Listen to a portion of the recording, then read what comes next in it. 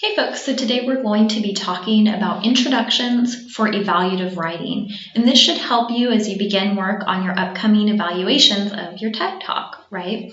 And again, we're going to talk about introductions generally, but it will have sort of a slight leaning towards introductions for evaluations specifically. Okay, so let's go ahead and start the slideshow. Okay, so the first question I want to ask you, and you might just think about this for a moment, is what is an introduction trying to accomplish? What is it doing? Why do we write introductions? Why do we have introductory paragraphs, right? What are we doing with that? Okay, well, the first thing I want to emphasize is that introductions establish your credibility, your ethos, and your voice as writers. Right? It's the first thing that your audience is going to see, right? It's the first thing they're going to read. So you want to make sure that your introduction is well crafted, that it's proofread, that it's thoughtful, just because it is going to be the very first thing that your audience is going to look at. Okay, in addition to that, an introduction builds a common ground with your audience. Right? Essentially, that's the space for you to get them on the same page as you, to give them some background information into the topic, right? To give them any details that they need to know about the topic or subject before you get into sort of the crux of your argument, right? So you're building that common ground. I like to think of it as walking readers through what they need to know about your topic before getting into the meat and bones of your argument. Right? So for a TED Talk, right, if you're doing an evaluation of a TED Talk, you might say a little bit about the TED Talk. You might give a brief summary of the TED Talk. Who's the speaker? What was their main point? When was it published? When was it done, right? You might give that background information before you actually make a claim about whether that TED Talk is worth watching or not. And then finally, introductions are usually the space where you state your overarching focus or your thesis statement, right? That's often the space in your essay where you're going to position yourself. Here's what, the overall point of this essay, right? Okay, so I get this question a lot. How do I begin an essay, right? How do I hook my readers, right? And I've had so many students over the years say that beginning the essay is the the most difficult thing that they do, and they're often stuck or they get writer's block. And I just want to say there's plenty of ways to start an essay, and really I encourage you to get good at one, right? So I'll give you some hook strategies here, and then we're going to look at them in practice, but just know that this isn't the thing to stress at, right? Stress over your thesis, your big point, your argument, the rest of your essay is the thing to really, focus on. So don't let the first sentence trouble you. Okay, so here are a few strategies. Well, an unusual factor statistic is one way to start your essay, right? So if you've ever read an essay or written an essay, and there's something like over 50% of people now, or 32 people in every 50, or something like that. Well, they're trying to hook you in to the essay. Okay, a common misconception is another way to hook your reader. Right? Often it's a misconception that you're going to refute. So you might say most people think X, but really Y, right? And so that sort of gets people, it piques their curiosity, like, oh yeah, maybe I thought that, but the writer is presenting something different. A quotation that connects to your topic. And please don't just drop in a random quotation and then move on. If you bring in a quotation, you want to introduce how it connects to your topic, right? So for a TED Talk, you might quote, right, the speaker, and then you might say something like, this is how so-and-so begins their TED Talk, which was published on the, right? So don't just drop a quotation in. You want it to fold into the larger conversation or your larger essay. A question. This is the first hook strategy you probably learned as a child, right? Do you like pizza? I like pizza. Let me tell you 3 reasons I like pizza, right? So when you're starting an essay with a question, that's totally fine, but just make sure it's a sophisticated question. If you're saying, do you like TED Talks? I like TED Talks. I really enjoyed this TED Talk. It can be a little bit sophomoric. It can sound a little bit elementary because that is the first, type of hook strategy you learn in grade school. So they're fine, but make sure that there's some level of sophistication to your question. You don't want it to sound like a bad advertisement. Do you want this? Are you seeking this? Okay. The last two, an anecdote. You might start with a little story about yourself, right? In 2018, I watched a TED Talk about and then it might go into your the rest of your essay and topic. But starting with a little personal story is fine, tried and true. And then finally, you might just get into a brief summary of your topic. Right, and this is the one I typically use where I don't really hook the reader. I just get right into it, providing readers with a summary of the summary of if I'm doing an evaluation of what the speaker said, and then I get into my thesis statement. So always feel welcome just to get right into a summary of your topic. Okay, so what we're going to do is we're going to look at three paragraphs written by former students, right? So they're not going to be perfect, but each of these sort of chunks is an introduction from an evaluation that the student wrote. So I didn't do, anyone from this class because I want you guys to make sure that you're thinking uniquely. However, these paragraphs, these introduction paragraphs, will really mirror the type of writing that you're being asked to do. So I encourage you, I'm not going to read the introductions to you, but I encourage you as I transition between slides to stop the slide, pause the slide, and to read the introduction in its entirety, right? So I encourage you for this first one to go ahead and do that now. Pause, take a second, read this first one.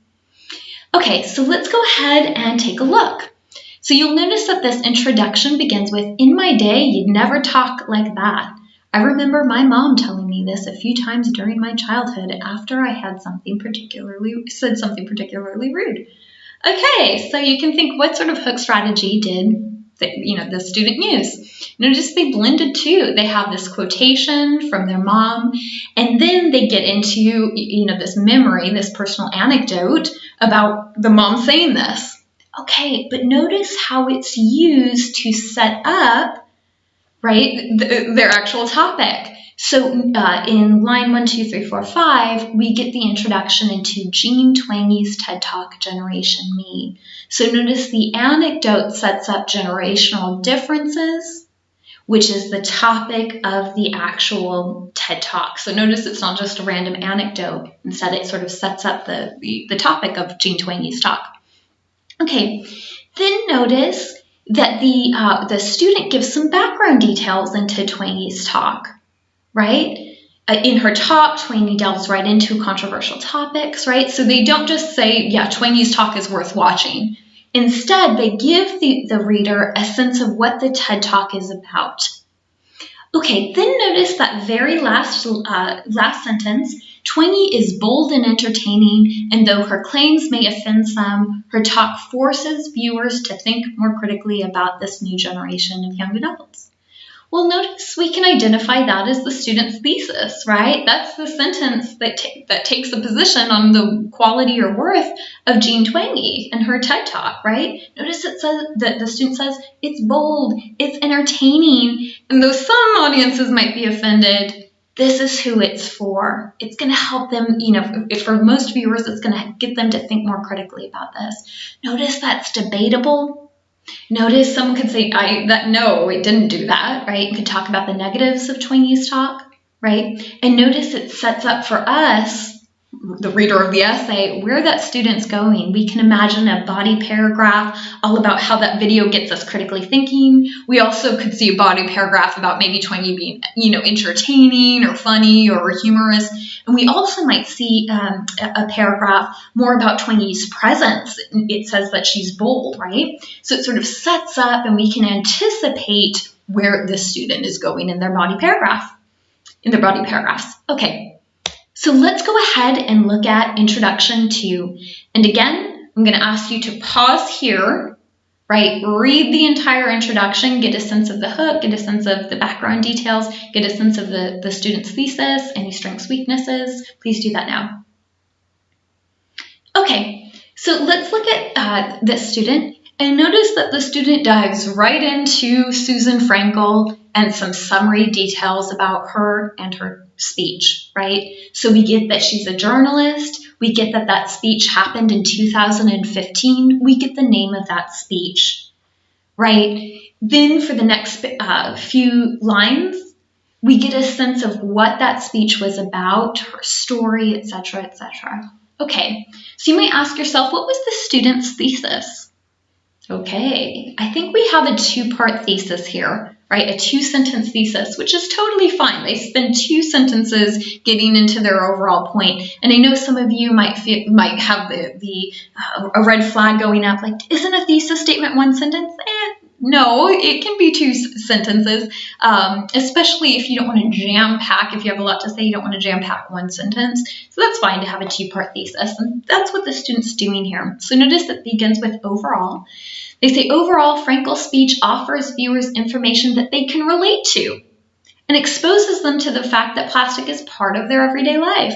So notice we get that this is relatable, that it exposes viewers. I could say this video was not relatable, right? So notice it's debatable. And then in that second part, they say, though the topic of plastic may seem boring, viewers interested in the environment.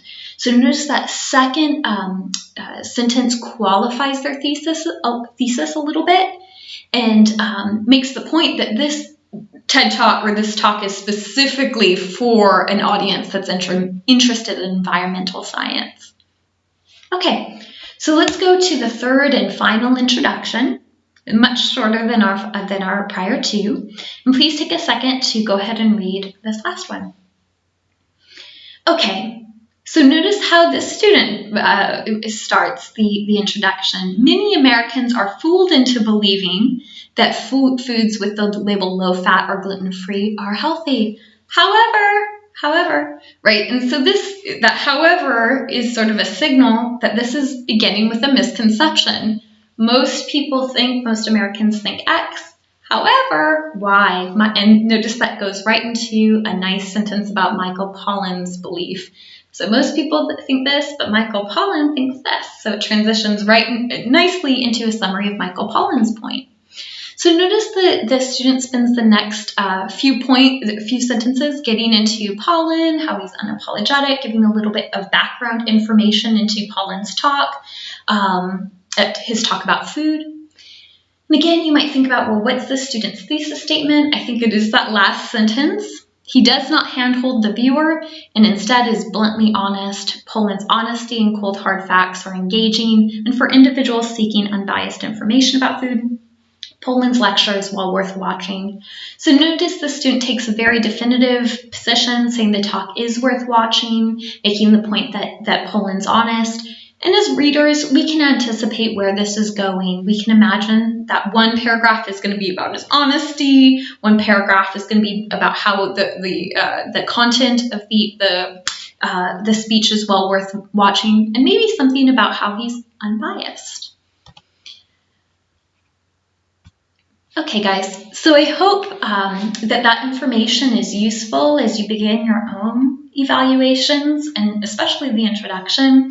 Few takeaways: don't stress over the hook, right? Try one of the hook strategies out. You saw a few, in the sample student essays, you saw how they did that. So you might choose one that you liked and try for that. In addition, think about the background information your readers need to know about the TED Talk, about what was said in it before they get into the rest of your evaluation. And also think about your thesis, think about your overall position and your overall claim about that TED Talk and whether or not it was worth watching.